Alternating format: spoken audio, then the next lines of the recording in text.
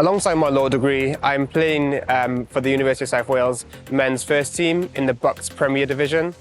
It's a very competitive league. USW has helped me become a better player. I've met so many people, I've made friends for life. The facilities, the gym and the football together are perfect. You won't find better than these, and it ties in really well with my own career.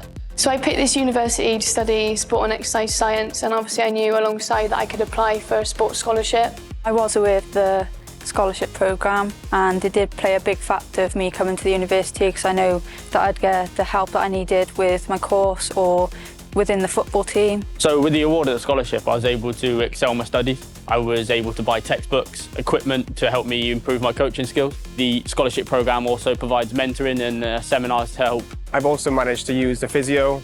Hopefully you won't need to use it, but I've needed to use it over my time. I've also managed to go into the seminars, which offer you support and guidance, as well as using the mentors if you want to check in with them and have a chat about anything you want, really. So it's been really useful having this sports scholarship.